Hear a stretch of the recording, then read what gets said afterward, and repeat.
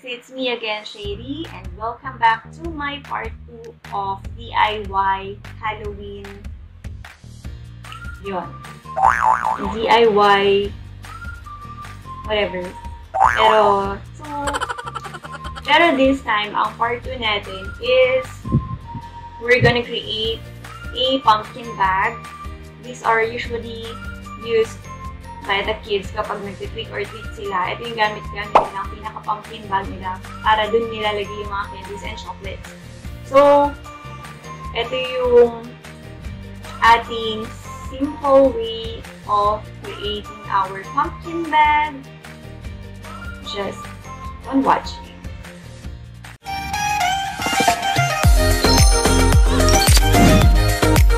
So, what you will need are the following. It's up to you kung anong klaseng carton. So, for me, ito yung gagamitin kong box. Ayan. Yung lalagyan ng milk or any box na sa tingin mong pwede mong gamitin. Again, these are just recyclable materials na nakastock lang sa bahay na pwede mo namang gamitin to make it creative or something useful na magagamit. Okay, so for me, I will use this box para sa bag natin. And then you will need also a construction paper, pwedeng construction paper, just like this, pambalot. Construction paper will do, or gift wrapping paper, pwede rin siya. You will also need this rope, tali. I don't know what this is called, pero ito yung pinaka-rope, handle ng bag. And then you will also need, of course, scissors, single puncher. You need to have this puncher pambutas. And then you will need scotch tape, and double-sided tape. You will also need this. And kailangan natin ng template. Yung template design for your pumpkin bag. So I chose this as my template. I-layout natin siya later. So let's start. I will make this easier for you guys. So you would be able to follow. Pero actually, it's very simple. You just need to be more creative and use your imagination kung paano mo siya gustong i-design. So, yung box, ito, meron na akong sample box na binalot. Ito na siya. So, I chose gold wrapper, gift wrap. Medyo putol lang siya dito sa likod. Pero ayan. And then, sa side, yung butasan. Actually, nabutasan ko na siya. Ayan.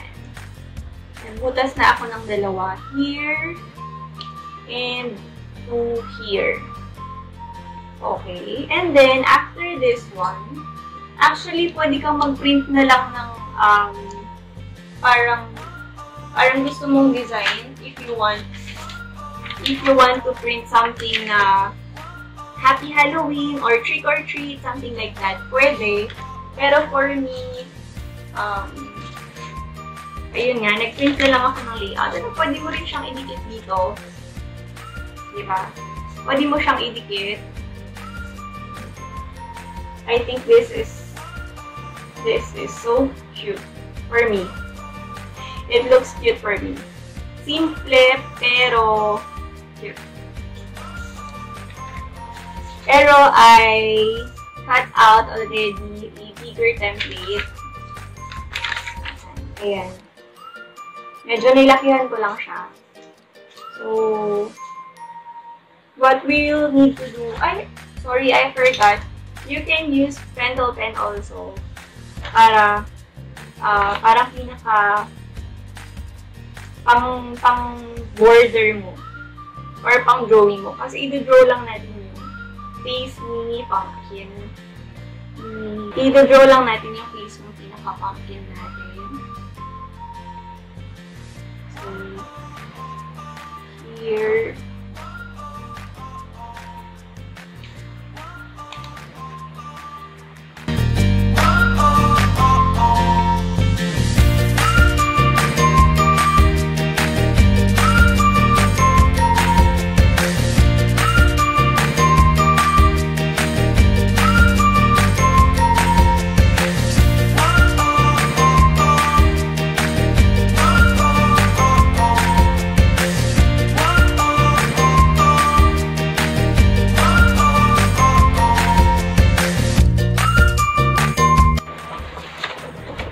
Ayan.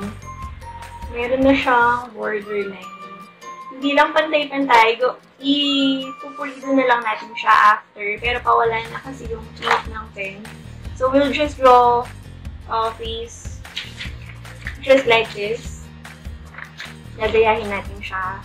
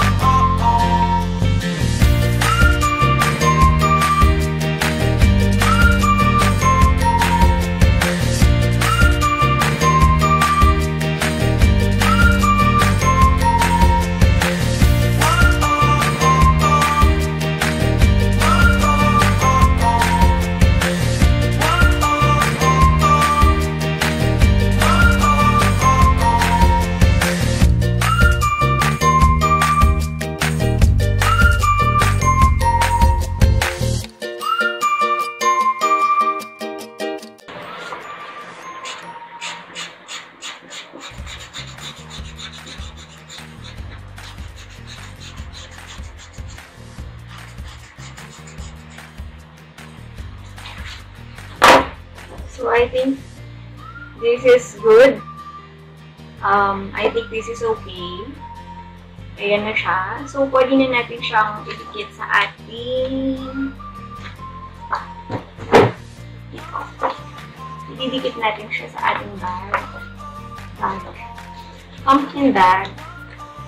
Sa ating box. Ayan. Ayan siya. So, pwedeng scotch tape, pwedeng glue, pwedeng double-sided tape.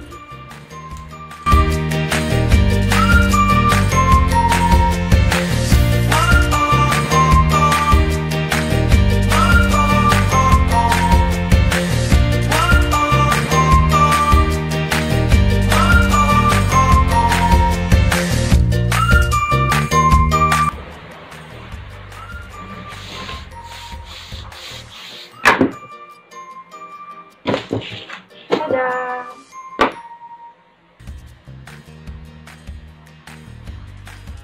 So, this will now be your bag.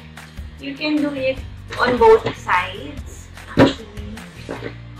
Para it looks more, para baliktarin siya. It looks much better. Or pwedeng dito na lang yung Happy Halloween, trick or treat or something na pwede mo i-add. Later on, I will just cover this one with another pumpkin face. So, lagyan na lang ng tali. Lagyan natin siya ng tali. Nag-cut na ako ng tali. This one. We'll use this.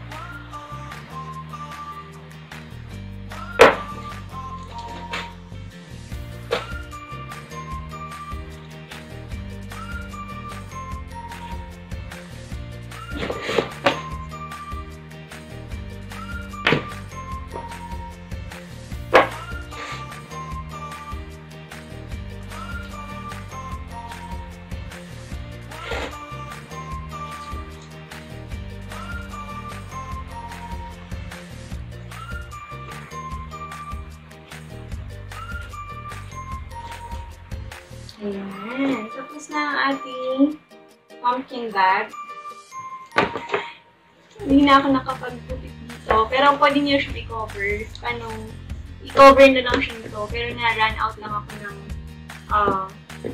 gantong gift wrapping paper. Pero pwede mo pa siyang design.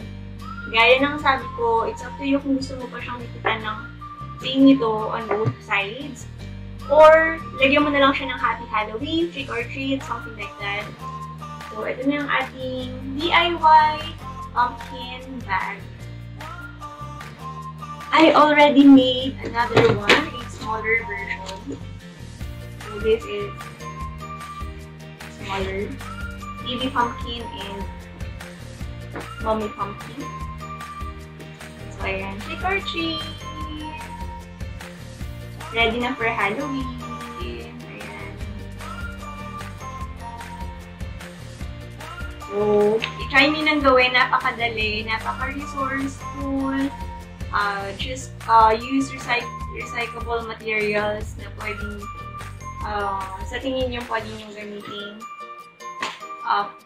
Panggawa nyo ng pumpkin bag. So, nasa sa inyo din kung anong klaseng design. So, pwede mo i-drawing, pwede ka mag-print out na lang, tapos idikit mo. It's okay. You can create whatever design you like, as much as you want.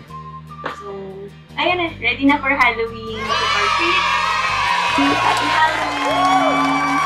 So, again, thank you for watching, and see you on my next vlog. Thank you guys. Bye!